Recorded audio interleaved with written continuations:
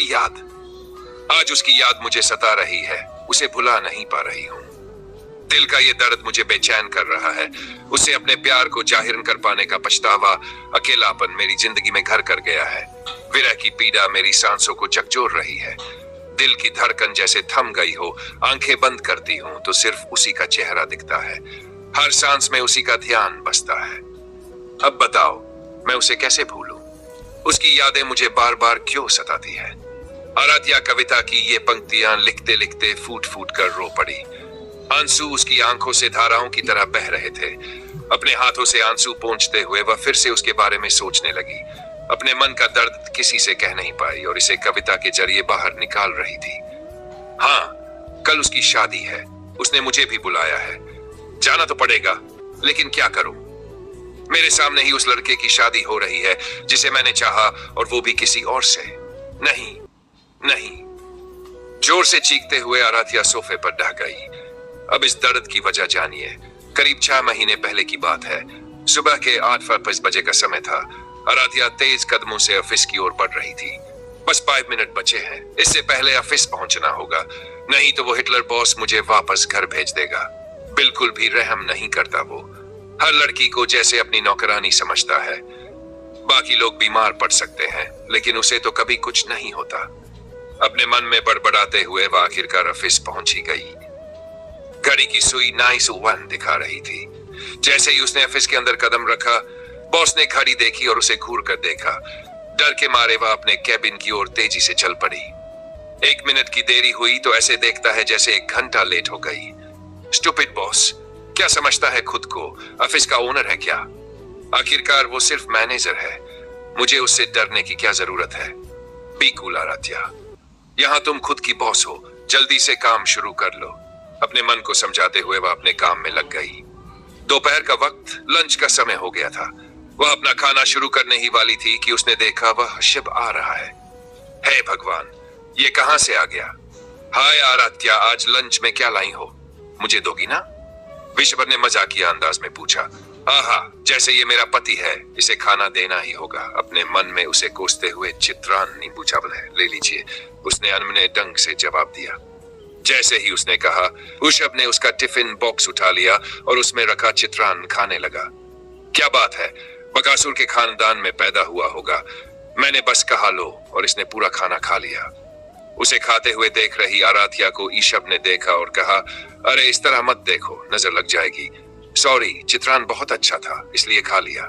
ये देखो, तुम्हारे लिए भी छोड़ा है। अरे अब तो जो बचा है वही पंचामृत है।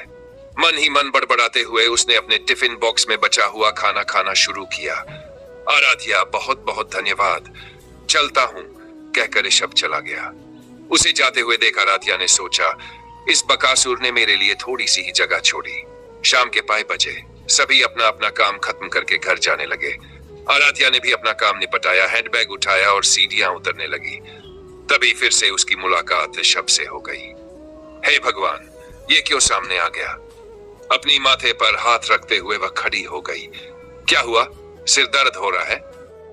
जब तुम सामने आते हो सिर दर्द नहीं होगा तो और क्या होगा?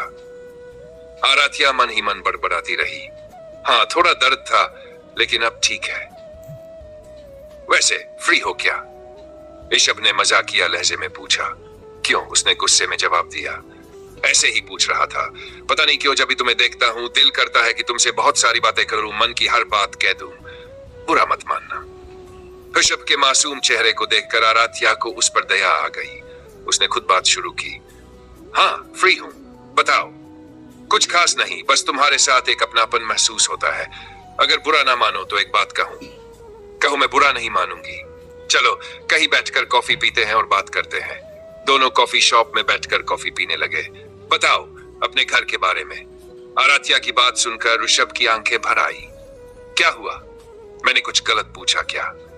नहीं, तुमने सही पूछा, लेकिन बताऊं तो क्या? मैं अनाथ हूं। हाँ, एक अनाथ। मेरा कोई नहीं है। अनाथालय में रहने वाले ही मेरे अपने हैं। ऋषभ की बात सुनकर आराध्या को बहुत दुख हुआ। इतने दिनों तक उसे बेवजह ताने मारने और अनदेखा करने के लिए वह खुद पर शर्मिंदा हो गई।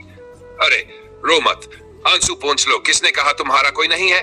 मैं हूं ना, आज से मैं तुम्हारे साथ हूं। मुझसे दोस्ती करोगे? आराध्या ने दोस्ती के लिए हाथ बढ़ाया।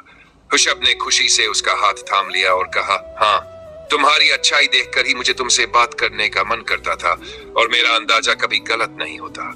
चलो अब ये सब छोड़ो, आगे से रोज बातें करेंगे। अब कॉफी खत्म करो। आराध्या ने पर्स से पैसे निकालकर वेटर को देने की कोशिश की। तभी ऋषभ ने उसे रोकते हुए कहा, अरे जब मैं यहाँ हूँ तो तुम क्यों दे रही हो? आज का दिन मेरे लिए बहुत खास है, मैं पेमेंट करूंगा। ठीक है, तुम ही दे दो। कॉफी शॉप से बाहर निकलकर दोनों साथ में चलने लगे। तभी अचानक एक बाइकर आराध्या को टक्कर मारने वाला था, लेकिन ऋषभ ने उसे खींचकर किनारे कर लिया। इस खिंचाव के चलते दोनों एक दूसरे पर गिर पड़े। उनकी नजरें आपस में मिली तो आराध्या शर्म से झिम गई और जल्दी से उठ खड़ी हुई। ऋषभ उठने ही वाला था कि उसने अपना हाथ बढ़ाकर उसे सहारा दिया। तुम ठीक तो हो ना? कहीं चोट तो नहीं लगी? उसने पूछा। नहीं, मैं ठीक हूं। तुम्हें तो चोट नहीं लगी? बाइक वाला थोड़ा भी पास आता तो तुम्हें चोट लग जाती, इसलिए मैंने तुम्हें खींचा। अगर तुमने मुझे नहीं बचाया होता तो आज मैं जरूर घायल हो जाती। बहुत बहुत धन्यवाद, तुमने मेरी जान बचाई। मैं हमेशा तुम्हारी यूनी रहूंगी। तुम्हें बचाना मेरी किस्मत है और दोस्ती में थैंक यू या सॉरी नहीं होता। ठीक है, अब बताओ तुम्हें कहां जाना है? मैं तुम्हें छोड़ दूंगा। इस गरीब की बाइक अभी तैयार है, साथ चलोगी ना?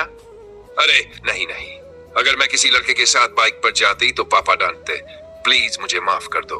और एक और बात, मैं भी गरीब हूं, किसी दिन तुम्हारी बाइक पर जरूर चलूंगी। ठीक है? ठीक है, कल ऑफिस में मिलते हैं। बाय आराध्या। बाइक स्टार्ट करके जाते हुए ऋषभ ने एक शरारती मुस्कान के साथ उसकी ओर देखा। उसकी वह मुस्कान आराध्या के दिल को छू गई। उसने अपना माथा थपथपाते हुए खुद से कहा, कंट्रोल आराध्या।